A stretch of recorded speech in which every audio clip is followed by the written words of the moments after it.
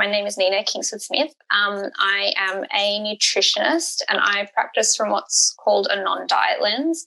So that's essentially helping take the focus off external cues and rules around food. So say that might be calorie counting, diet, like following a specific diet or a meal plan. And instead I help people tune into internal cues around food as well to guide them in their nutrition. So that's really getting them to listen to their own body and understand their own body. So that might be things like hunger and fullness cues. It might be understanding cravings, really listening to the symptoms that their bodies are telling them. So whether that's digestive health, mental health, those sorts of things, and working from that lens instead. Through that, addressing all sorts of health concerns. So I specialize in disordered eating and eating disorders, but, with that, the three sort of key areas of health that often come hand in hand is digestive health, mental health, and hormonal health. So I work a lot on that as well with clients.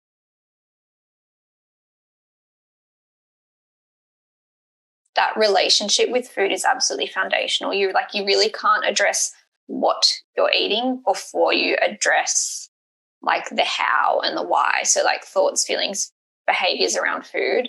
If you're stressed around that food, if you've got anxiety around it, if you're restricting in any sort of way, you're not going to get the benefits from it.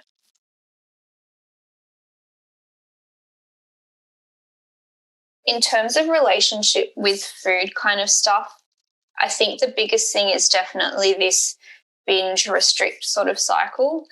So usually it starts off with habits around restricting food.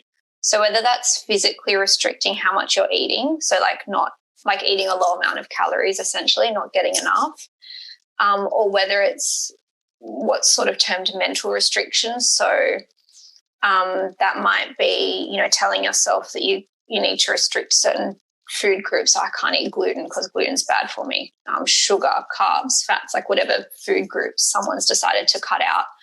Or even when you are eating something, you're not really enjoying it, say like a piece of cake at a friend's birthday, because there's this internal dialogue that's I shouldn't be eating this, like I need to go for an extra long run when I get home to burn this off, or those sorts of thoughts, those really restrictive thoughts. And then later on, there's only so much sort of like restriction we can deal with. There's going to be overcompensation somewhere down the line. There's going to be that binging. And so then somebody like overcompensates and feels this uncontrollable sense around food, and they feel like, often clients will say they just feel like they can't stop eating. They might not even really recall what they've eaten or how much they've eaten because they just sort of numb out in the process. And then there's this immense guilt and shame after that about, again, that internal dialogue of why was I so weak? Why did I give in? Why did I eat those things? And then the urge to restrict starts up again. And then so they start to restrict again and the whole cycle just restarts. There's a American woman called Isabel Foxen-Duke who works a lot around binge eating. And she uses this really good analogy of a bow and an arrow. So she sort of says like restriction is like pulling back the bow. And so, you pull it further and further and tighter, and you get more and more tension. And like the more you restrict, the further you're pulling it back, the longer you're holding it on for, but you can't hold on forever. Like eventually you have to let go. And when you finally let go, that arrow, which is like that binge, is going to go so far in the other direction. And it correlates to like how far you've pulled back, like how tight you're holding on, how much you're restricting. The binge is going to be bigger, like the arrow is going to go flying further. And I think that's a really good analogy. I think a lot of those compensatory sort of behaviors around food, so exercise being the main one, like, you need to exercise in order to earn what you eat, is like a really messed up sort of viewpoint around it. There's the less common compensatory sort of behaviors, but they still definitely happen. So whether that's like laxative use or purging, so vomiting after eating, which can be the case in something like bulimia, even just restricting food more the following day, you know, you're eating less the following day, or being, you know, more careful with what you're eating the day after you feel like you've eaten unhealthy. Some notions that really grind my gears, this notion of like a guilty pleasure. I've never understood it. Like, how is it pleasurable if it makes you feel guilty? So food's being good or bad. Food isn't good or bad, and you're not good or bad for the foods you eat. Like, we need to take this moralization of food away from it. It's just food. And same with using a word like clean food. Like, is that insinuating that other food is dirty? And what does that even mean? Like, it's just a bizarre term to me.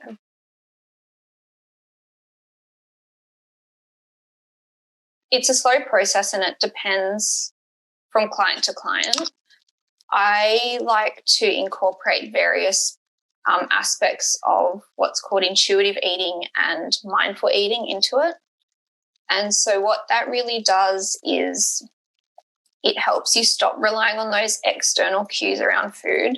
So in this case, it would be those rules and those beliefs, like, I can't eat this, hence the restriction, and breaking them down and really getting to the core of, where did that belief come from?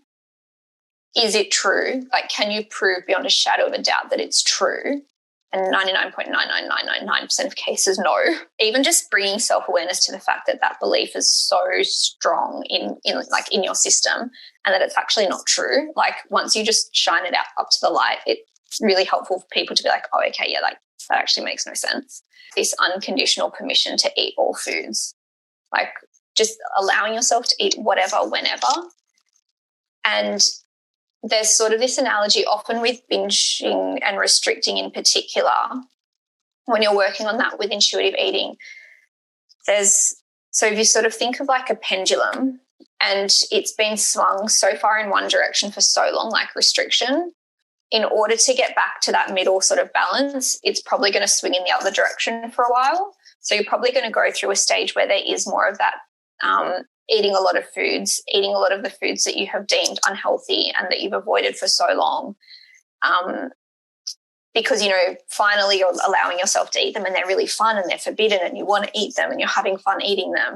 And that might happen for a while, but then eventually you sort of swing back to this more like middle ground, and you can get more in tune with, like, what do I actually feel like? And oftentimes, you know, people genuinely, majority of the time, crave like veggies or whole grains or, you know, whatever it might be, working around not having guilt around that, like, because it's fun, it's part of life. Like, I think those foods definitely have a place in our lives, and we should eat them and we should enjoy them, because it's, yeah, what's the point if we're not enjoying ourselves, kind of thing.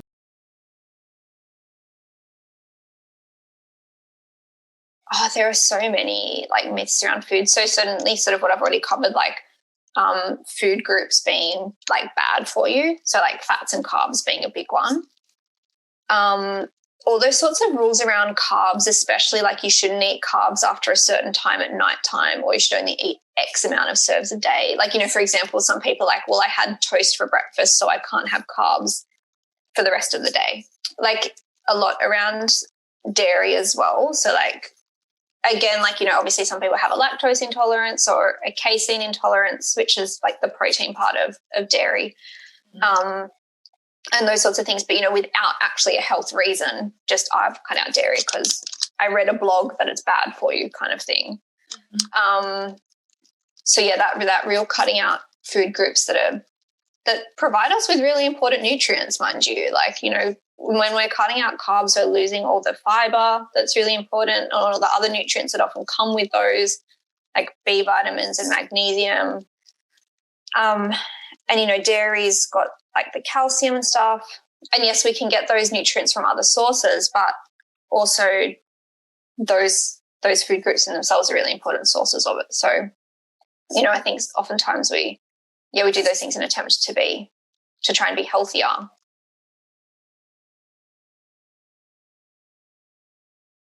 First thing I always think is, who is actually writing this?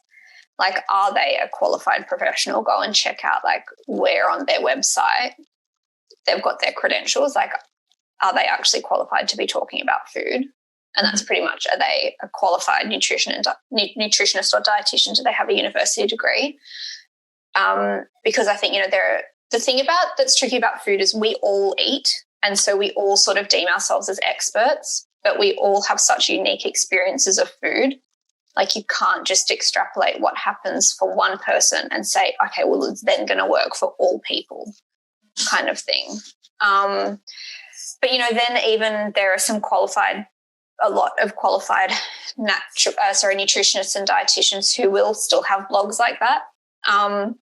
So again, I then just will remind people of that fact that everybody is different. Like, what works for whoever's writing that blog, or your neighbor, your coworker, your auntie, your cousin, like whoever it is, whatever works for them is not going to be the same as you.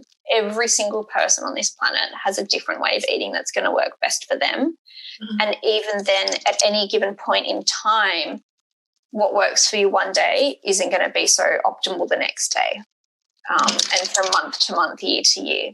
So again, it just comes back to that reminder to shut out that external noise around food, those external rules, so like those blogs and stuff, and listening to what your body's telling you and what works best for you.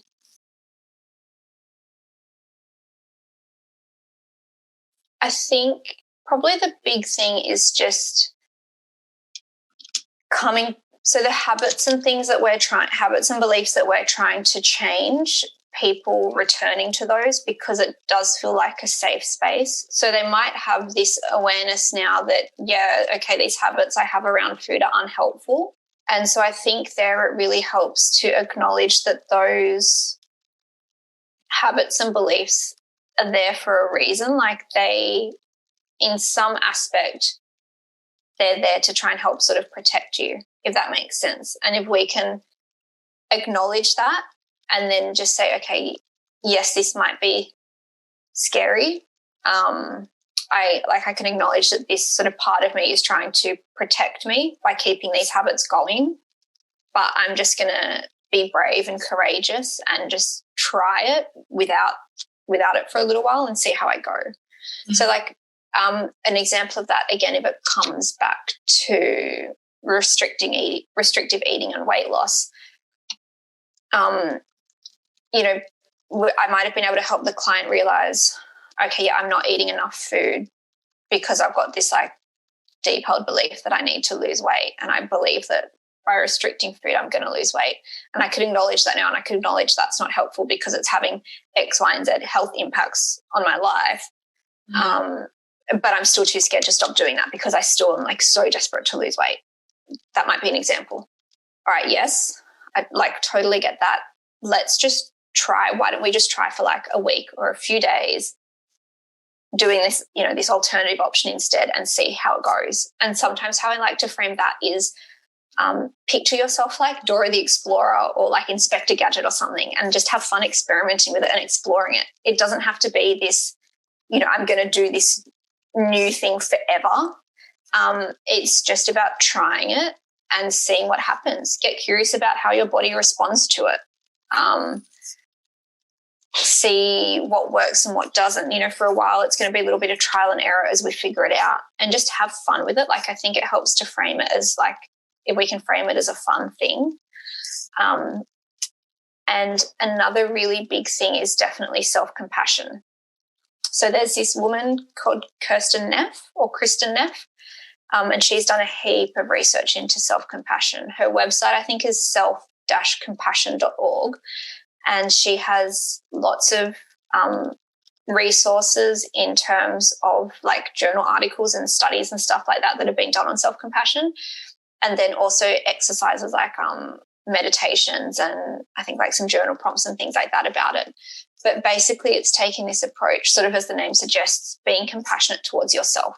So if you're struggling to make changes, to change your mindset, anything around that, or even, just struggling in any sense, to bring this sort of self-compassionate approach. So one way I think is really nice to tap into that is, how would you talk to one of your best friends or a small child you wouldn't be harsh, you wouldn't be critical, you wouldn't be judgmental. You'd probably say some really loving, gentle things, and just try saying that sort of, using that sort of dialogue for yourself. I think that can be really nice. What can really help, and this is a psychologist who I work with, like who I'll refer clients to and stuff sometimes, she suggested it once, is get a photo of yourself, like one of those little photos that you had of you when you were like a toddler or something, and put that up on your mirror or carry it in your wallet or something like that.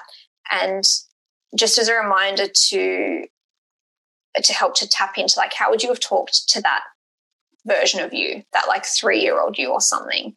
You wouldn't have been saying things like, oh, you're such a failure, why can't you just do this? Or, oh, why did you do that again? Or, whatever. Instead, you'd be like, it's okay, like, it's fine, we'll try next time.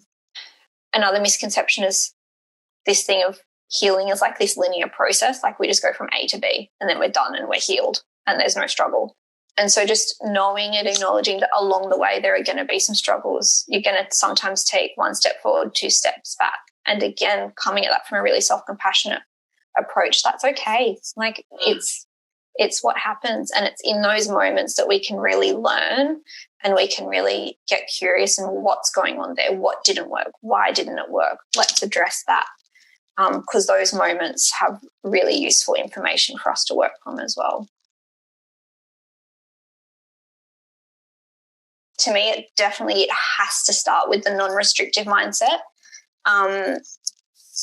We have to spend a lot of time focusing on the relationship with food, so the thoughts, feelings, behaviours around food first, and really setting that up as a foundation. And then once that is in a good place, then starting to look at the nutrition side of things in terms of what the person's actually eating. And so again, in intuitive eating, there are 10 principles of intuitive eating, and that's the final principle, and it's called gentle nutrition. So that's, once the person is in a place where they can actually, have a healthy relationship with food, then they can start to incorporate some nutrition principles in a non-restrictive way, in a way that is actually for the benefit of them and their, emotional, mental, physical health. And again, that's really individualized. My main thing, again, with approaching the nutrition side of things, is making it realistic to the person. So, for like college students, that's most of the time that's going to focus on cost and time. And in terms of like being, realistic for them, and fun. So incorporating foods that they enjoy, cuisines that they like, those sorts of things. And then from there, we can say, like, for example, if someone's wanting to, they're in a good space with headspace with food, all that kind of stuff, and they're now like, okay, cool, I'm really excited to start eating some more veggies, but I just have no idea where to start. Like, I know I really like, whenever I eat out, I really like having salads and stuff and like stir fries and those sorts of things, but I don't actually know how to cook them for myself. I always thought like those sorts of foods were too expensive for me to buy. And that's when we can go back to some of that stuff around like, well, like maybe these are the days that go to the supermarket that are going to be cheaper, or like looking up local co-ops with them and finding where there might be some places to buy cheaper fruits and veggies, those sorts of things, for example. Education around, the fact that frozen veggies are actually a really awesome option. They're really high in nutrients because they're picked when they're peak in season, and so they've got peak nutrient status and they're frozen straight away. That locks in their nutrients. Those sorts of random things like that, like the education and the skill building behind it, so that they walk away feeling like empowered to make changes. They're enthusiastic about it, like they actually really want to. They're not going to try and eat more veggies because some random nutritionist has told them that they should because it's healthy for them. They're doing it because they're like, yeah, I actually really enjoy the taste of them. Like that, I've noticed like I feel a lot more energetic when I eat them, or like I go to the toilet much easier, or something like that. And they want to, like, they're excited to walk away and start trying this stuff out.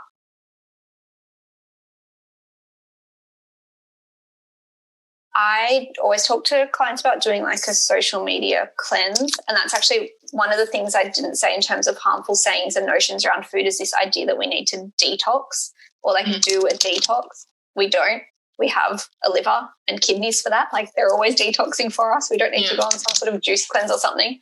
But in terms of social media, I like this idea of like doing a bit of like a clean out or like a cleanse or whatever you want to call it of your social media. So literally like sit down one day with your phone and your Instagram look at your followers list, unfollow every single person ruthlessly who doesn't make you feel happy or good about yourself. If you find yourself comparing yourself to them, whether it's their body or what they eat or something like that, if you feel crappy after looking at their pictures, like, oh, she went for an awesome run today, I should have done that. Or, oh my God, she always has green smoothies for breakfast, I never do that, and you feel guilty. Or I wish I had her balm or whatever. Unfollow them. Even like if it's like a friend or someone like you feel like you can't unfollow because of all the implications of that, just I think you can mute them now. So you're still following them. They won't know, just mute them and they won't come up in your feed.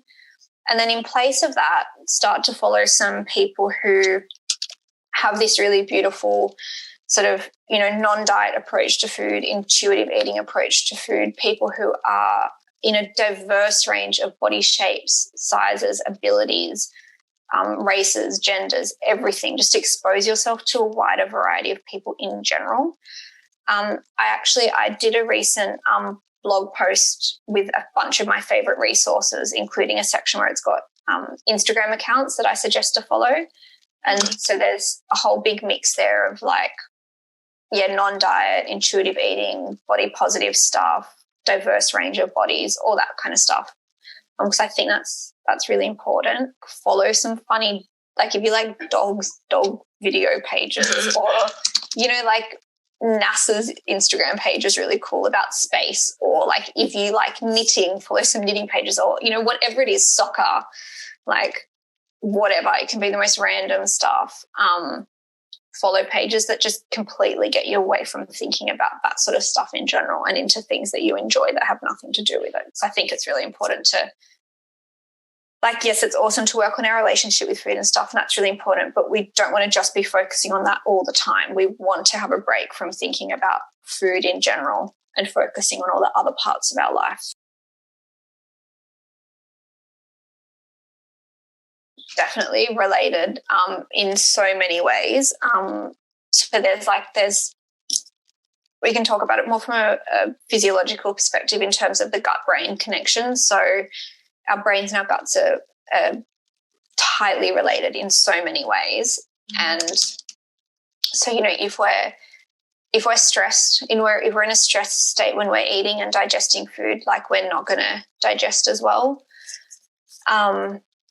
Again, there are many different mechanisms at play there, but we basically are in too much of a stressful sympathetic nervous system response for our digestive systems to be switched on and working properly. And so we don't extract the nutrients as we need.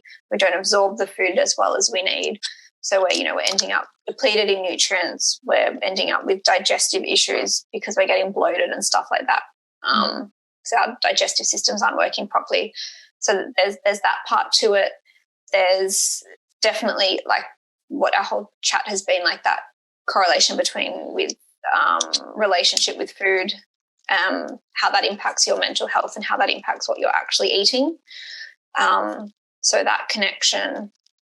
And then again, from a more physiological perspective, looking at how certain nutrients work hand in hand with mental health. So there are so many beautiful, awesome nutrients that are really supportive of our mental health, whether that is like omega-3, which is an essential one, like the essential fatty acids which you get in things like your oily fish, nuts and seeds, that kind of stuff, B vitamins, magnesium, zinc. There are so many, like selenium, glutamine, taurine, lots and lots of awesome nutrients. But in terms of final things I want to say and things I want to emphasize, I would just say, food isn't good or bad. You are not a good or a bad person for the foods that you eat. You're worthy of getting help and getting support, and not to downplay your own struggles. I think it's very easy for people to say, oh, like, but I don't actually have an eating disorder. Like I've never actually made myself vomit after I eat, or, you know, something like that. It's not that bad, or there are people worse than me that need help, and to do what works for you. Shut out all of that external noise, like we said, and ignore what your coworker, the diet that your coworker at work is talking about, or the, you know, juice cleanse that your neighbor just did, or this new dieting book that your best friend's reading, or whatever.